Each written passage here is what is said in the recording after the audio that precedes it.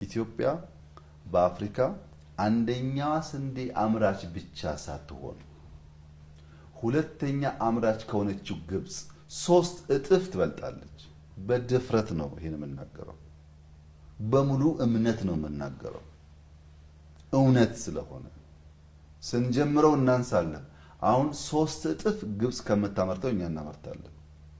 ከፍተኛ የስንዴ ምርት አለ። ይሄን ለማጥላላት ይሄን ለማራከስ የለም ለማለት ሙከራዎች ሊደረጉ ይችላሉ። ግን ማንም ሰው ከዚች ከተማ 10 15 ምናምን ኪሎ ሜትር መንዳት ከጀመረ በኋላ የሚያየው ጉዳይ ነው።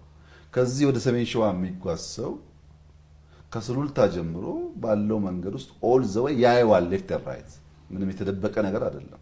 ፋብሪካ እንኳን አይታይም የታሸገ ቤት ውስጥ የሚሰራው። ይሄኛው እኮ ሜዳ ላይ ነው ያለው። በሁሉም ጫፍ ተንቀሳቅሰን እናያለን።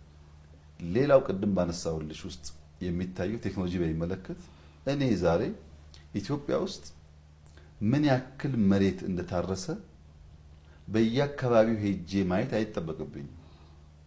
በሳተላይት ኢሜጅ ሲስተሞች አሉ። ምን ያክል መሬት እንደታረሰ እናውቃለን። እዚህ ሆነን በዚያ መሬት ውስጥ ምን ያክል ሃርቨስት ሊገኝ እንደሚችል እንገምታለን። በሚያንሰው በሱፐርቪዥን በዳታ ይጨመራል። ቴክኖሎጂ እኮ አለ ዛሬ፣ ችግር የለውም። ኢትዮጵያ በአፍሪካ አንደኛዋ ስንዴ አምራች የሆነችበት ምክንያት ቆላን መጠቀም በመጀመራችን ነው።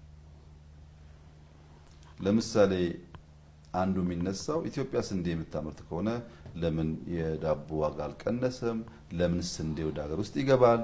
የሚሉ አንዳንዱ ጀኒን ከሆነ እሳቤ የሚሰጥ ጥያቄ አለ። አንዳንዱ ደግሞ ያው የተሸፈነ አጀንዳ ያለው ጥያቄ አለ።